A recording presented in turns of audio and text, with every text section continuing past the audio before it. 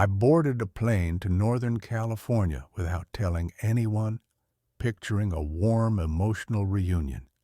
And instead, I walked straight into a nightmare. My daughter was lying alone in an intensive care unit, barely holding on to life, while her husband was out celebrating on a high-end yacht, draining my money on champagne, music, and strangers. The fury that hit me in that moment is hard to describe. I made sure he was left with absolutely nothing. Within an hour, he completely unraveled, and that was only the start of what was coming. As the plane dipped lower toward San Francisco International Airport, I pulled out my phone. My hand shook just a little as I typed, "Landing in about 20 minutes. I cannot wait to see you. Best surprise ever." Pressing send felt like sealing a promise I had waited far too long to keep. 3 years had slipped by, way too many. The photograph tucked inside my wallet had grown soft and worn from constant handling. It showed my daughter Claire, laughing in her kitchen, flowers smudged across her dark hair. Her daughter Lily stood beside her, missing a front tooth and smiling proudly. Little Noah held up a crayon drawing like it was a priceless work of art. I had stared at that photo every single day since my wife, Helen, passed away. But that day felt different. That day, I was finally acting instead of just hurting. "Ladies and gentlemen, we are beginning our final descent," the flight attendant announced. I gripped the armrests with my rough, aging hands as a familiar mix of nerves and excitement surged through me. The last surprise I had planned for anyone was Helen's 50th birthday, and that felt like it belonged to another lifetime entirely. 5 long years of grief had hollowed me out, turning me into someone distant, even from my own child. Still, Claire's voice from our last phone call 3 months earlier kept replaying in my head. "I'm just exhausted, Dad," all the time. The way she said it had stayed with me, quietly bothering me, refusing to let go. At baggage claim, the conveyor belt hummed steadily while I stood there watching other families reunite.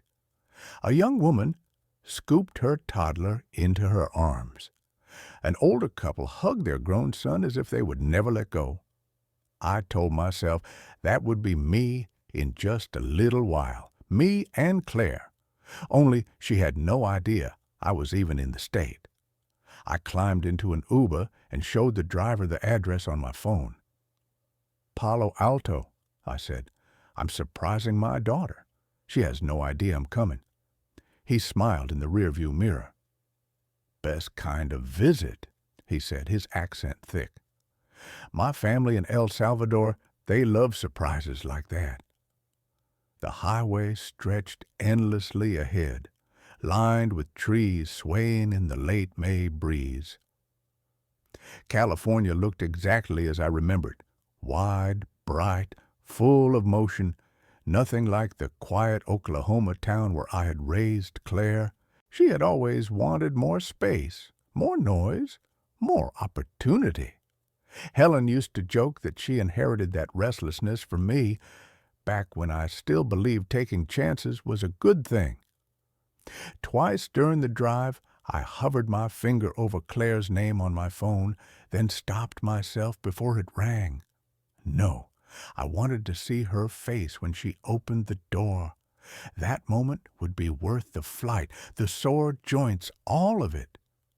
"Here we are," the driver said, pulling up in front of a tidy house with pale blue siding and a modest front yard. It looked perfect. I paid him in cash, slung my overnight bag over my shoulder, and stood there watching him disappear down the street. The sun rested warmly on my shoulders as I walked up the path, rehearsing what I might say. Maybe I would joke about finally mastering online airline bookings. Or maybe I would just open my arms and let her fall into them the way she used to when she was little. From my bag, I pulled out the small present I had brought, a hand-carved wooden jewelry box I had made in my garage. It was meant to hold Helen's ring until Lily was old enough to inherit it. Helen would have loved that idea. I paused, with my finger hovering over the doorbell, letting the anticipation sink in. 3 years of calls and texts were about to turn into real conversations, shared meals, and laughter across a table. I pressed the button. The chime echoed inside, then nothing. I rang it again, holding it down longer. The sound rang through what felt like an empty house, followed by the same unsettling silence. "Claire, it's me," I called, knocking lightly. "Dad." Maybe they were out back.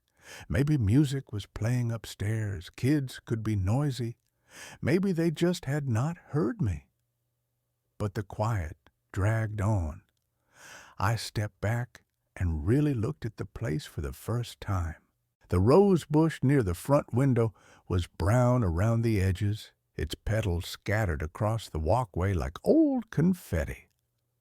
Claire used to send me pictures of those roses every spring. When had she stopped taking care of them? I walked around to the side gate and peeked through into the backyard. Dust coated the patio furniture. The small vegetable garden she once bragged about had shriveled into dead stalks. A child's tricycle lay tipped over near the back door, one wheel slowly spinning in the breeze. "That's not right," I muttered as I returned to the porch. The mailbox was crammed full, envelopes and packages spilling out onto the ground. I picked a few up. Utility bills dated 3 weeks back, grocery ads, a package addressed to Daniel, her husband, sun-faded and clearly untouched. The newest postmark I saw was from 10 days earlier. My heart started racing. The old engineer in me kicked in. When something breaks down, there is always a reason, and whatever had happened here, I could feel it deep in my gut. This system had failed badly. I told myself I needed more information before jumping to conclusions. I stepped closer to the living room window and cupped my hands around my eyes, pressing my face to the glass. Inside, it was completely dark. The curtains were pulled shut. There was no television glow, no voices, no background noise that suggested a family lived there at all. The place felt deserted. Still, I could make out shapes I recognized immediately. Claire's art easel tucked into the corner, Noah's toy car scattered across the coffee table like he had just been playing moments before. "Excuse me," a voice called out. "Are you looking for the Hendersons?" I turned quickly and saw an elderly woman walking over from the neighboring house. She wore a wide sun hat and held a pair of garden shears in gloved hands. "Yes," I said. "I'm Robert Miller, Claire's father. Have you seen them recently?" She paused and wiped her forehead with the back of her wrist. "Now that you mention it, no. It's been awfully quiet. I usually hear the kids in the mornings." Her eyes searched my face. "Is everything all right?" "I'm sure it is," I replied, though even I could hear how hollow that sounded. "They probably went out of town, visiting relatives maybe." She did not look convinced. "Well, I hope they are all right. Such a lovely family." She nodded politely and returned to her garden. I lowered myself onto the front step, the wooden jewelry box still clutched tightly in my hands. None of this made sense. Claire would have mentioned a trip during our last call, and Daniel lived for social media. If they had gone anywhere, he would have posted pictures non-stop. I pulled out my phone and opened Claire's social media page. Her last post was 6 weeks old, a picture of Lily's school art project. Before that, there was nothing for nearly 2 months. My daughter, who used to share every dinner, every weekend outing, every small milestone, had gone completely silent. The afternoon stretched on. Shadows crept across the porch while I sat staring at the lifeless house. A jogger passed by with earbuds in, lost in her own world. Somewhere down the block, a lawnmower started up. The sound was ordinary and comforting, and completely wrong against the fear building in my chest. I checked beneath the welcome mat. Then I reached around the rim of the flower pot by the door. No spare key. I twisted the door handle anyway, though I already knew it would not open. Locked. "All right, Robert," I said out loud, trying to steady myself. "Do not panic. There is a logical explanation." But sitting there, surrounded by neglect and silence, I could not shake the feeling that my surprise visit had uncovered something far worse than an empty home. It was time to call Claire. My thumb hovered over her contact before I finally pressed it. The phone rang once, twice, 3 times, straight to voicemail. "Hi, you've reached Claire. Leave a message and I'll call you back as soon as I can." Her bright recorded voice made my chest tighten painfully. I hung up and called again. Same result. Voicemail after 4 rings. Either her phone was dead or she was not able to answer. The 3rd time, I let it ring longer, determined to leave a message if nothing else. "Hello?" a man answered. It was not Claire's voice. It was male, professional, guarded.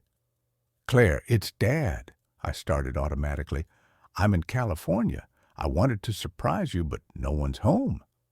"Sir," the man interrupted gently, "this is Dr. Alvarez from Stanford Healthcare.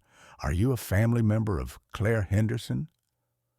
The world seemed to tilt. I grabbed the porch railing with my free hand to keep myself upright. "What?" I whispered. "Yes, I'm her father. Why do you have her phone? Where is she?" There was a pause that felt endless. "Mr. Miller, I am very sorry to tell you this," he said carefully.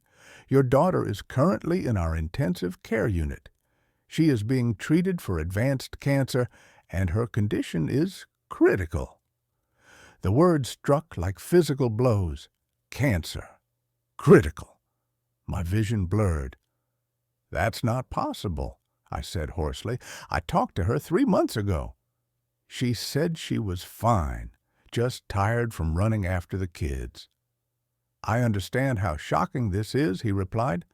"Stage 4 cancer can progress very quickly, and many patients delay telling family members. She has been under our care for several weeks." Several weeks, the dead garden, the overflowing mailbox, the silent house. Everything snapped into place with sickening clarity. "Where is Daniel?" I demanded. "Her husband. Where are my grandchildren?" Another pause. "I cannot discuss other family matters," he said. "Patient confidentiality limits what I can share, but I strongly urge you to come to the hospital immediately. Your daughter has been asking for you." My hand shook so badly I could barely hold the phone. "What is the address?" I said. "I'm coming right now." "Stanford Healthcare," he replied. "Ask for the oncology intensive care unit when you arrive. This is Dr. Alvarez." The line went silent. I stared at my phone, my hands trembling. The sunlight felt wrong, too bright, too warm, for a world where my daughter was dying without me knowing. 3 months ago, she had said she was tired, just tired. And I had been so buried in my own grief, so isolated, that I missed every warning sign. The jewelry box slipped from my lap and hit the porch with a sharp crack.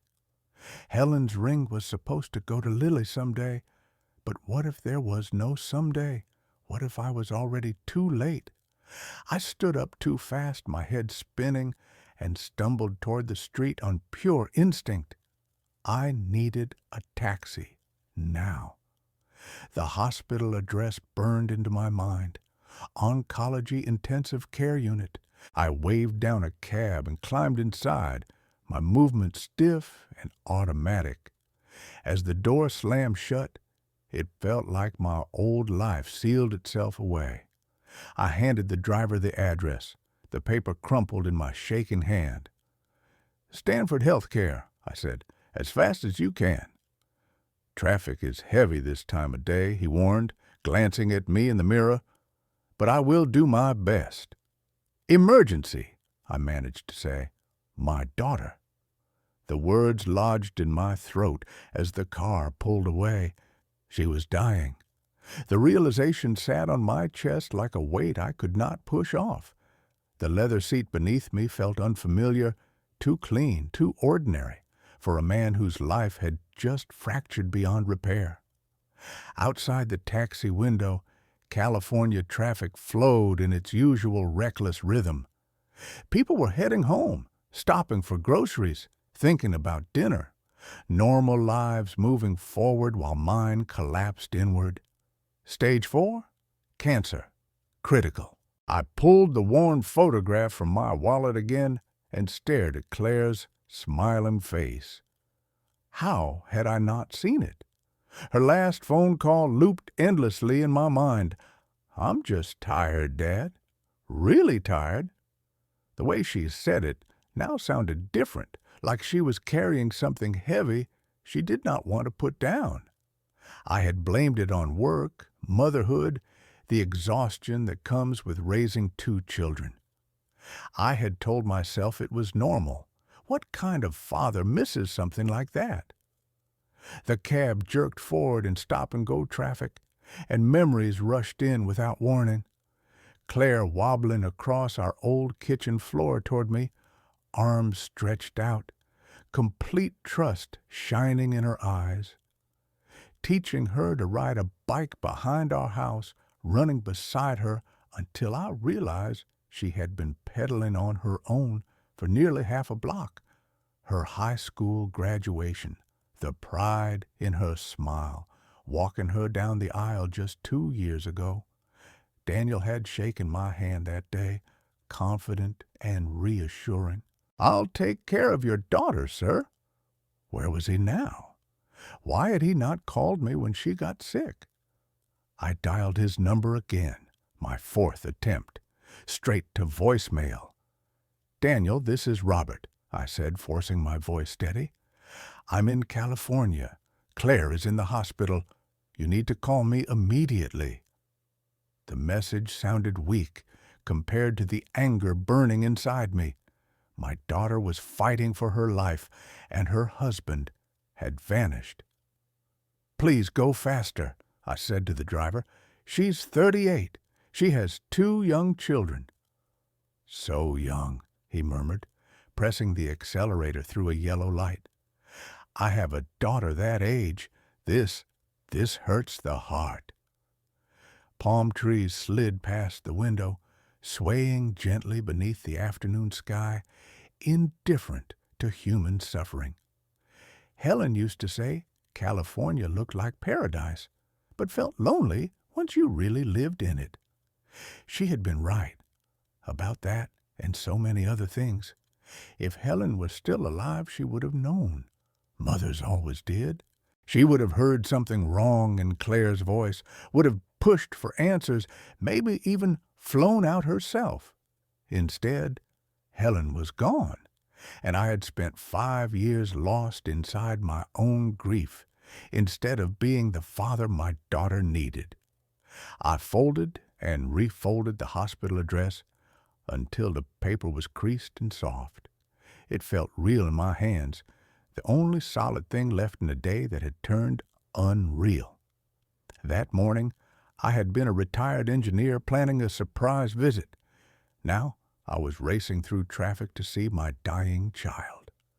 The taxi pulled up to the hospital as evening brushed the sky with purple and gray. Glass and steel towered above me, cold and imposing. Inside, people moved with purpose. Doctors, nurses, families carrying their own private catastrophes. "We're here," the driver said gently. "Good luck with your daughter." I paid him with shaking hands, grabbed my bag, and stood on the curb as he drove away. The automatic doors slid open with a soft hiss, revealing a bright, modern lobby decorated with colorful artwork that felt almost offensive in its cheerfulness. At the information desk, a woman with kind eyes looked up. "Oncology Intensive Care Unit," I said, barely recognizing my own voice. "My daughter, Claire Henderson." She checked the computer and nodded. "Identification, please, and I'll need you to sign in." She handed me a badge and a clipboard. "7th floor." My hands trembled as I wrote my name. The elevator ride felt endless, each passing floor like a slow countdown to devastation. When the doors opened, the sharp, sterile smell of disinfectant hit me, the unmistakable scent of hospitals and human suffering. Dr. Alvarez was waiting at the nurse's station. He was a compact man with wire-rimmed glasses and a calm, steady presence. He reached out and shook my hand. "Mr. Miller, I'm glad you made it. How is she?" The question came out rough and broken. "Stable for the moment," he said carefully. "The earlier chemotherapy did not work as we hoped, but she is responding to the current treatment. She's been asking for family. She'll be relieved to see you." We walked down the hallway past rooms filled with quiet, beeping machines and hushed voices. In one room, an elderly man held his wife's hand. In another, a young mother read softly to a child with no hair and 2 large eyes. "Room 712, Dr. Alvarez said quietly. "I should prepare you.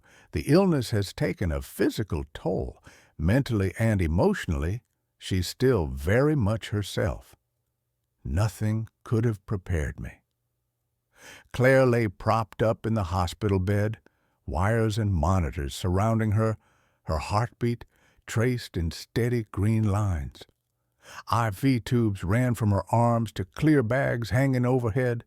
She looked impossibly small, fragile, nothing like the vibrant woman who had danced at her wedding. Then she saw me. Her face lit up with the most beautiful smile I had ever seen. "Dad," she whispered. The word hit me like a freight train. I crossed the room in 3 steps and wrapped my arms around her carefully, terrified I might hurt her. She felt light, almost fragile, all sharp edges where warmth used to be. "Oh, sweetheart," I said, my voice breaking as tears finally spilled over. "I'm here. I'm not leaving." "I didn't want to scare you," she murmured against my shoulder. "You were still grieving, Mom. I thought I could handle it on my own." I pulled back and looked at her, smoothing the thin blanket around her shoulders the same way I had when she was little and afraid of monsters in the dark. "Why didn't you tell me?" I asked softly. "We could have fought this together." Her eyes filled. "The doctors said 6 months, maybe 8 with treatment. I kept thinking I would get better, that I would call you when there was good news. 6 months, maybe less now." The number echoed in my head as I held her hand, knowing my life had already changed forever. I pulled the chair closer to her bed and sat down, wrapping both of my hands around hers. Her fingers felt painfully cold, despite the warmth of the room. I rubbed them gently, trying to give her whatever heat I could. "Where is Daniel?" I asked, keeping my tone as calm as possible. She stiffened almost immediately. Even without looking at me, I could tell she heard the edge beneath my words. "He said he had important business meetings this week," she replied quietly, turning her gaze toward the window. "He said he would be back before the weekend." "When did you last see him?" I asked. 3 days ago, she said, the words barely audible. There was shame in her voice, and it cut deeper than anger ever could. He's been distant since the diagnosis. I think it scares him. Scares him. My daughter was dying, and her husband was frightened. Has he been helping? I asked carefully. Taking care of you? The kids? My neighbor Sarah watches them during the day, she said. Daniel handles the practical things. She paused, as if weighing the words. The way she said it sounded like she was trying to convince herself more than me. That told me everything. For the next hour, I did not ask anything else. I stayed right there, holding her hand while she drifted in and out of sleep. Every time her eyes opened, they found mine instantly, as if she needed to make sure I had not disappeared. Each time, I squeezed her hand and told her I was there. As evening settled outside the window, the city lights slowly began to glow, scattered like fallen stars. Claire finally slipped into a deeper sleep, her breathing steady and calm. I eased my hand free and stood quietly, moving to the window to collect myself. It was time to call Daniel again. I pulled out my phone, his name bright on the screen. This time, I was not asking. I was demanding answers. I pressed call, one ring, then voicemail. He was screening me. I sent a text. Your wife is in the intensive care unit. Call me immediately. 5 minutes passed. Nothing.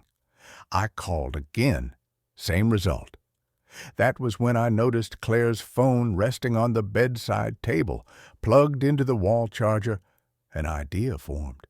I glanced at her sleeping face, then carefully picked it up. Daniel's name appeared in her recent calls. The last incoming call from him was 2 days earlier. 2 days. I dialed from her phone, straight to voicemail again. Anger surged through me. I was about to put the phone down when the screen lit up with a notification. Instagram. The application was still open, logged into Claire's account. At the top of the feed, Daniel's story glowed with a red circle, indicating new content. I tapped it without thinking. The first image made my blood turn to ice. A luxury yacht, gleaming under the afternoon sun. Champagne flutes catching the light. A manicured hand lifting a glass in a celebratory toast. The timestamp read 2 hours ago. I swiped. Daniel's face filled the screen, smiling wide, arms slung around 2 men I did not recognize. All of them wore expensive sunglasses and carefree expressions. Behind them, the Pacific Ocean stretched endlessly. The caption read, Living my best life with the boys. Posted 90 minutes ago. My vision blurred, but I forced myself to keep going. I captured screenshots as I swiped through the rest. Daniel sprawled on spotless white cushions. Daniel diving off the back of the yacht. Daniel raising another champagne glass as the sky burned orange with sunset. The final video made my hands tremble. Nothing like a few days away from reality to clear your head, he said to the camera, laughing. Sometimes you just have to live a little. Reality. His wife was connected to machines fighting for her life, and he was talking about escaping reality. I checked the location tags. Marina del Rey. Less than an hour from the hospital. My fingers shook as I typed another message. I see you are enjoying yourself. Your wife is dying. Call me. Then another. I have screenshots. We need to talk. Still nothing. I paced the small room carefully, keeping my movements quiet so I would not wake Claire. My mind raced through the implications. Renting a yacht like that cost thousands per day. Daniel was a consultant. Successful, yes, but not casually. renting a yacht, successful. So where was the money coming from? I looked back at my daughter's peaceful face and leaned close, lowering my voice. "I will not let him hurt you any more," I whispered. "I should have said that sooner. I am here now, and I am going to fix this." The monitor beside her bed beeped steadily, each sound marking another heartbeat. Another moment of life Daniel was wasting while pretending he had no responsibilities. How long had this been happening? How long had she been suffering alone while he played at being single? I returned to the phone and began documenting everything carefully. Screenshots, timestamps, location tags. The analytical part of my brain took control. Gather the evidence, build the case, identify leverage. Daniel might have thought he could abandon my daughter in her darkest hour, but he had made a fatal mistake. He had forgotten she had a father. My phone vibrated in my hand. Incoming call.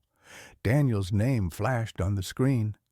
I looked at Claire one more time, her thin face relaxed in sleep, then stepped quietly into the hallway. It was time to talk. "I will be right back, sweetheart," I whispered, leaning down to brush a gentle kiss across her forehead. "I am just going to get some coffee." The elevator carried me down to the main floor, sliding past directory signs pointing toward clinics and wards. The hospital cafeteria sat tucked into one corner of the ground level, mostly empty at this hour. A few exhausted nurses and doctors sat scattered at tables, eating late meals between shifts. I bought a cup of coffee I had no intention of finishing and chose a table far from everyone else. I pulled out my phone and stared at the yacht photo again. Daniel's carefree grin burned into me. The flawless deck, the champagne glasses glowing in the afternoon sun. A question surfaced with sudden clarity. How does a business consultant afford a $15,000 yacht rental? The answer came with a memory that sent a chill through my spine. About a year earlier, Daniel had called me sounding worried. Family emergencies, he said, medical bills. Lily needed dental work. The house needed repairs. He asked if I could help temporarily by giving him access to my backup savings account. Just until things stabilized, he had promised. He even added, "Claire does not need the stress of money problems on top of everything else." At the time, I had admired him for that. I remember thinking what a thoughtful husband he was, shielding my daughter from financial pressure. My hands trembled as I opened my banking application and navigated to the shared account I had set up for his so-called emergencies. The transaction history loaded slowly, each line appearing like evidence in a courtroom. Marina del Rey yacht charter, $15,000. Yesterday, Malibu Resort, $850, 3 days ago. Beverly Hills luxury car service, $2,400 last week. Rodeo Drive shopping, $3,200 10 days ago. The list kept going, weeks, months, a steady pattern of luxury spending while my daughter lay wasting away in a hospital bed. Every dollar he had poured into champagne, yacht parties, designer shopping, and expensive dinners had come directly from my account. Every moment of freedom he enjoyed had been funded by the father of the woman he had abandoned. I took screenshots of every transaction, my movements calm and precise. The analytical part of my brain had taken over. Dates told the story clearly. As Claire's condition deteriorated, Daniel's spending escalated. While she endured her first rounds of chemotherapy, he was strolling Rodeo Drive. While she lost her hair to treatment, he was dining at 5-star restaurants. The anger surged hot and sharp, but I forced myself to rein it in. Rage might feel good, but calculation would protect my daughter far better. I pulled a small notebook from my bag and began writing everything down. Account numbers, transaction identifiers, dates, a systematic approach. A clean plan to sever Daniel's financial lifeline. He had made one unforgivable mistake. He had used my money to finance his betrayal. The quiet hum of the cafeteria faded into the background. Vending machines, overhead announcements, low conversations, but I was no longer really there. My mind was locked into strategy mode, identifying weak points and planning precise countermeasures.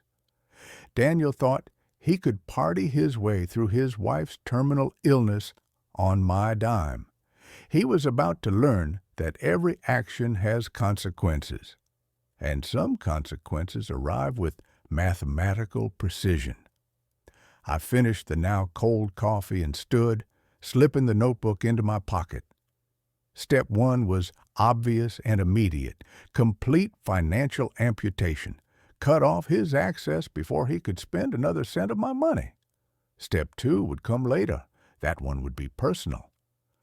I found a quiet alcove near the hospital chapel and sat in a wooden chair, spreading my phone and notebook out in front of me. The irony was not lost on me. I was planning financial warfare just steps away from a place of sanctuary I had no intention of entering. The bank's emergency line picked up on the third ring. First National Emergency Services, this is Amanda. How can I assist you this evening? This is Robert Miller, I said evenly.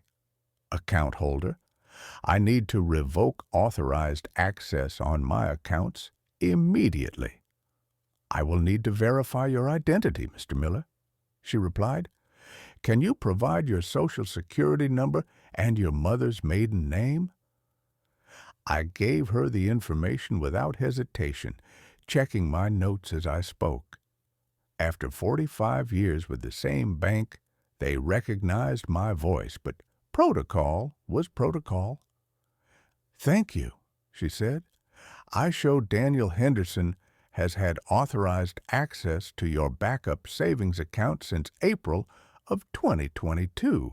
Are you requesting full revocation of his privileges?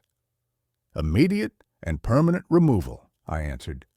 Transfer all remaining funds into my primary secured account. I need to inform you that this action is irreversible and may affect automated payments or linked services, she said carefully. Are you certain you want to proceed? Cancel everything associated with his access, I said. Every automated payment, every linked service, every recurring charge. Each word came out firm, final. One moment while I process that, she said. Soft hold music played as I watched a security guard walk past, nodding politely. The hospital carried on with its normal evening rhythm while I dismantled Daniel's financial foundation piece by piece. Mr. Miller, Amanda returned, authorized access has been revoked and remaining funds have been transferred. $127,000 has been moved to your primary account.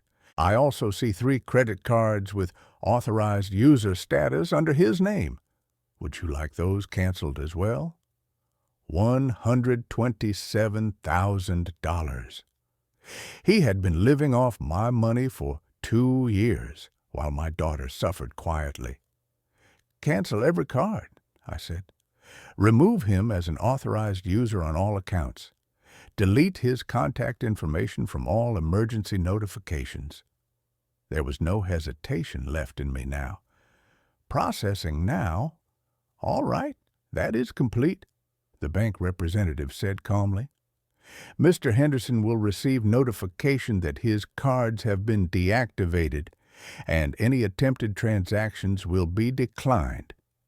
Is there anything else I can assist you with this evening? Yes, I replied without hesitation.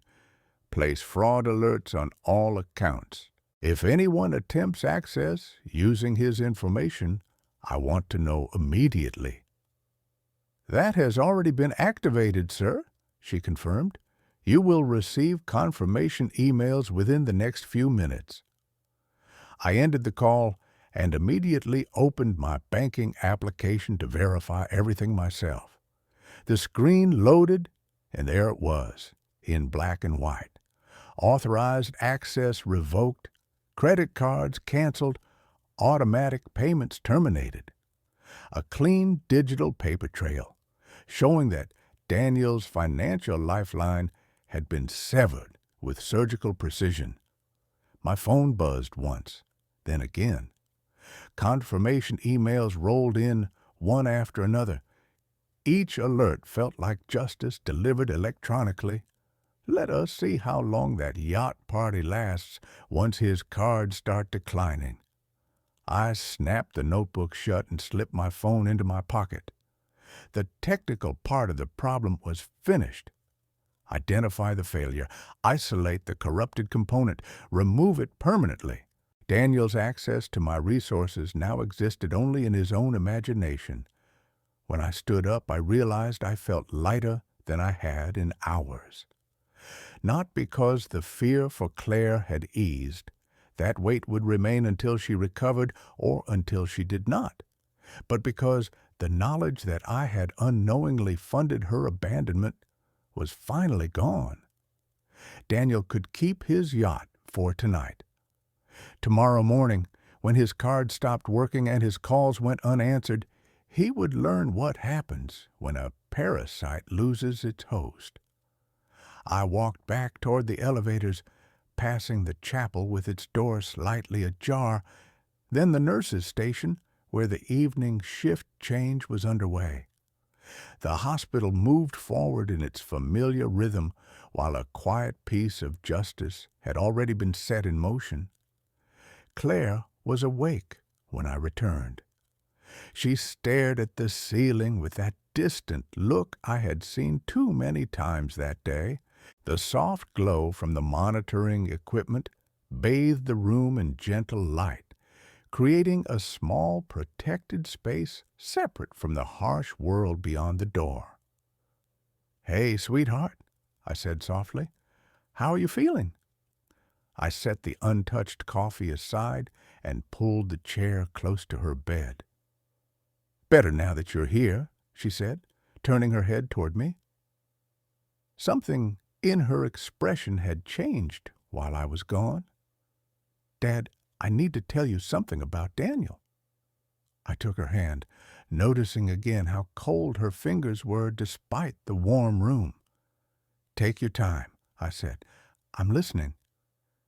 "He changed after Noah was born," she began slowly, as if testing each word before releasing it. "He started saying I wasn't contributing enough financially. The freelance design work got harder when Noah was colicky, and Daniel said I was becoming a burden." My free hand curled into a fist beneath the blanket, but I kept my voice steady. "A burden? You were raising 2 children." "He said the medical bills were ruining his future plans," she continued, her voice dropping. "He said he married a partner, not a patient." Shame flushed her cheeks as she looked away. "When the cancer diagnosis came, he just shut down," she said. "Started staying out later, making excuses about meetings."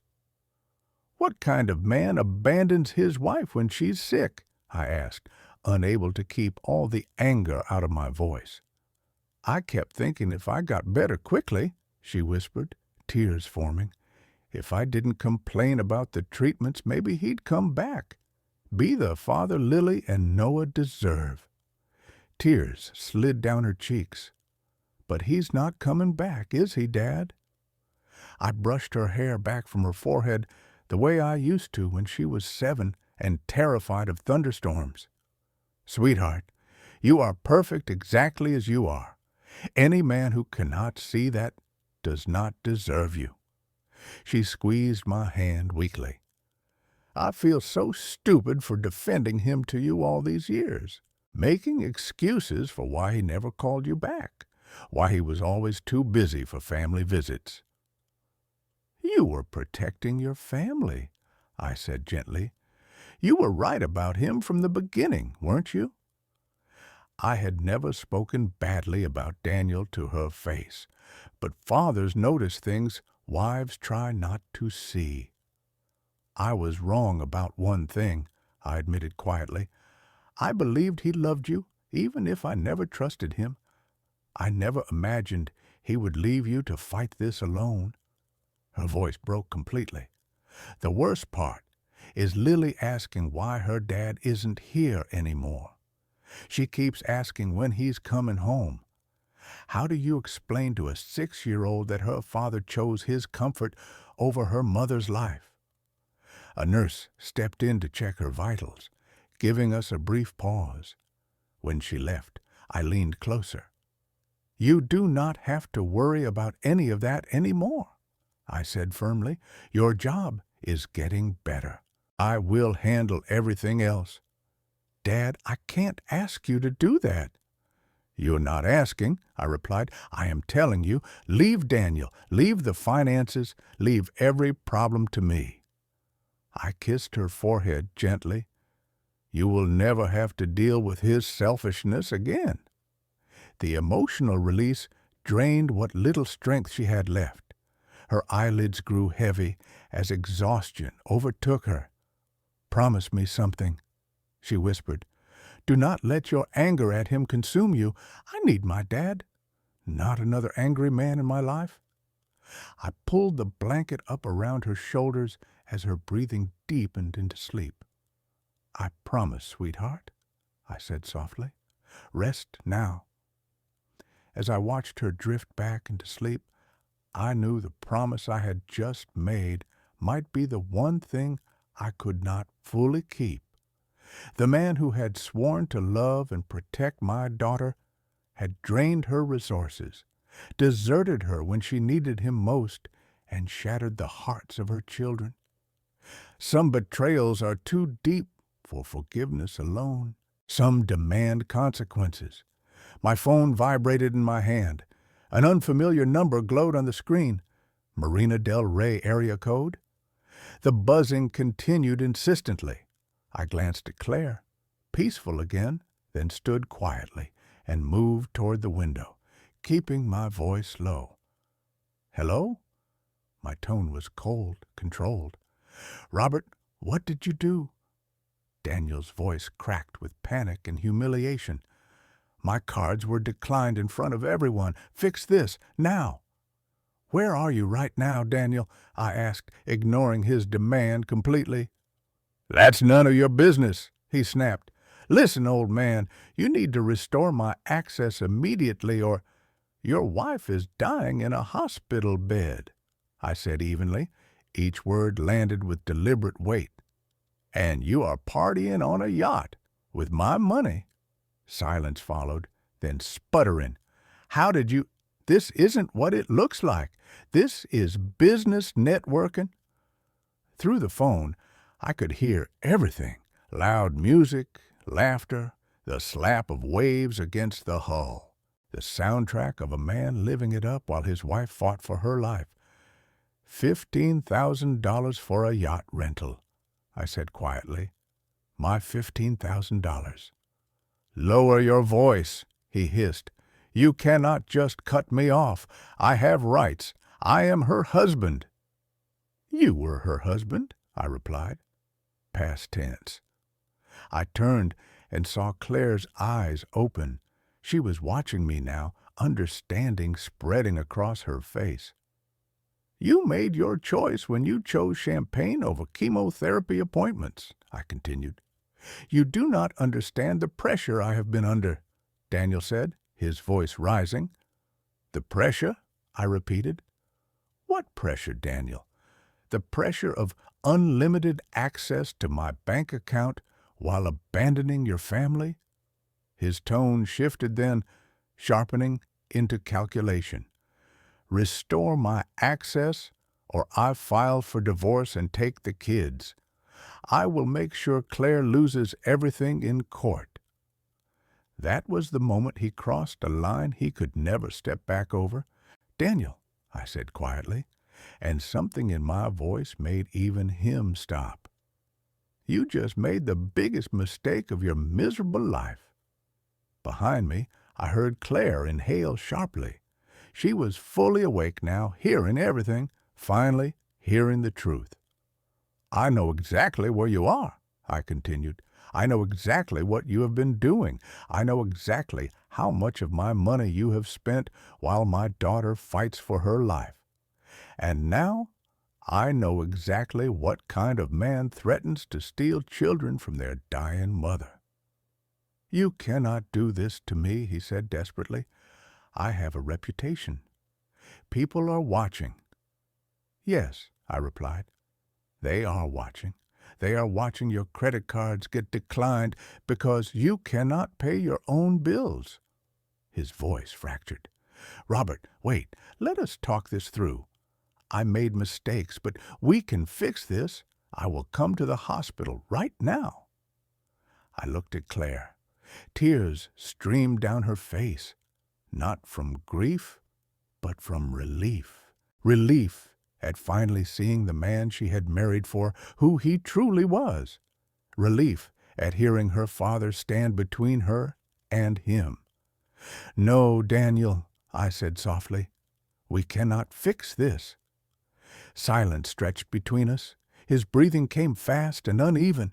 In the background, I could hear his world unraveling, voices arguing, engines powering down, someone demanding payment, the party dissolving into chaos. "Robert, are you still there?" he pleaded. "Please, I can explain."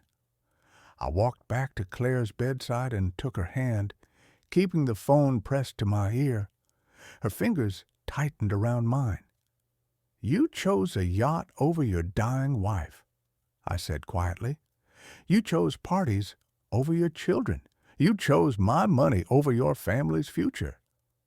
My voice dropped to a whisper, but every word carried force. "You made your choice. Now live with the consequences."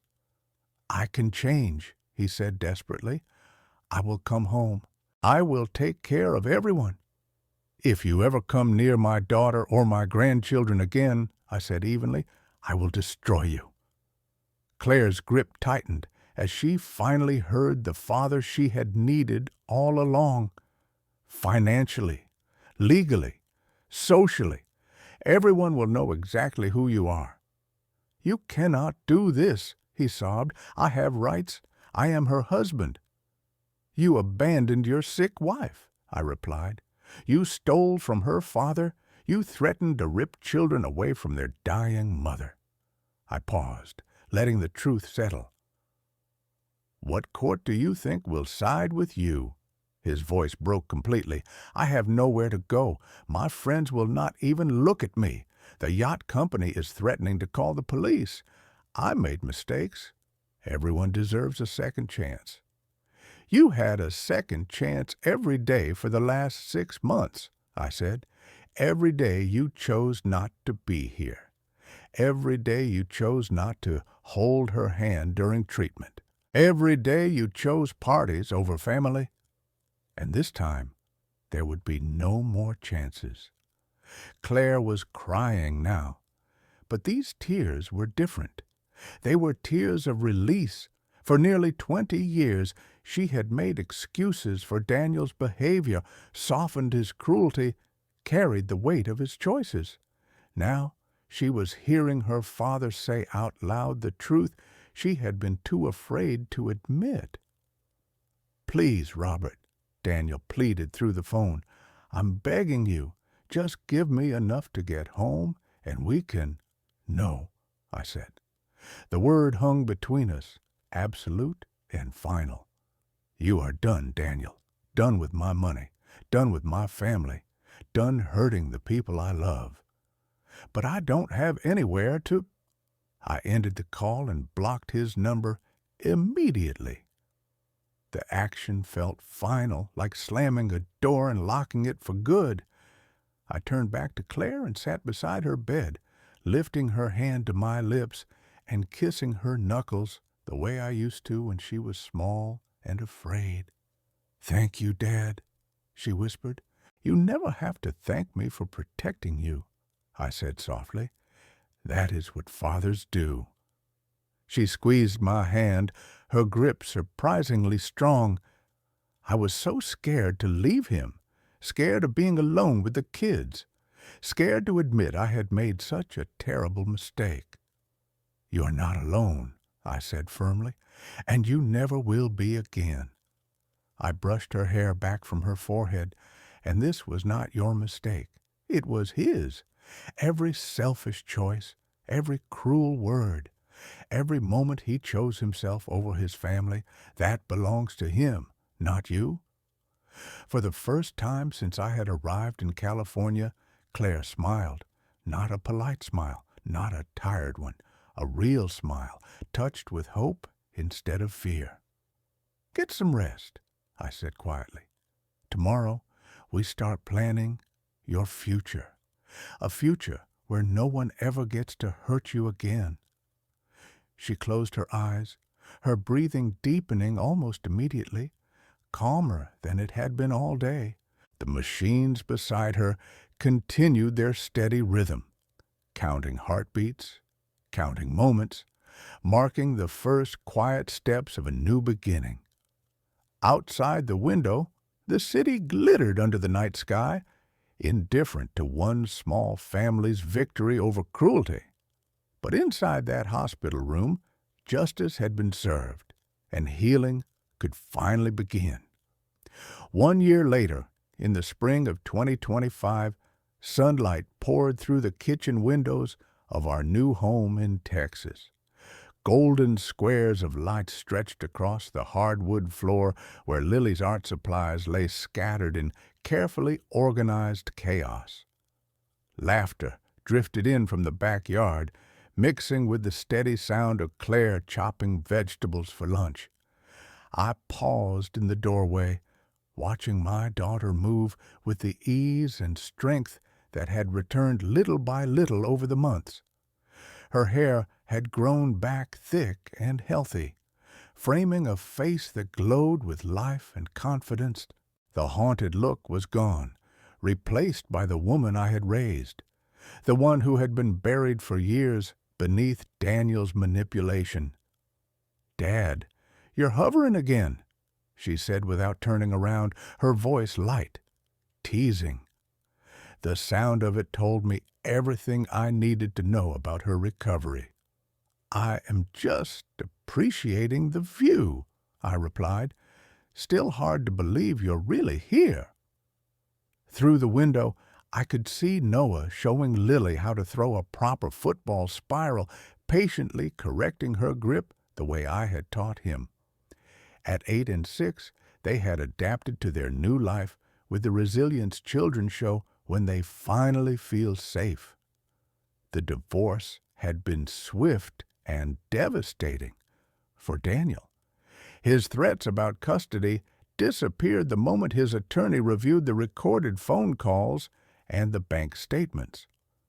A man who abandoned his terminally ill wife while funding yacht parties with her father's money did not earn much sympathy in family court. "Grandpa," Lily called through the screen door, "come show Noah how to catch better." "In a minute, sweetheart," I answered, then turned back to Claire. "How are you feeling today?" She set down her knife and faced me fully. In her eyes I saw what the doctors had confirmed 3 months earlier: complete remission.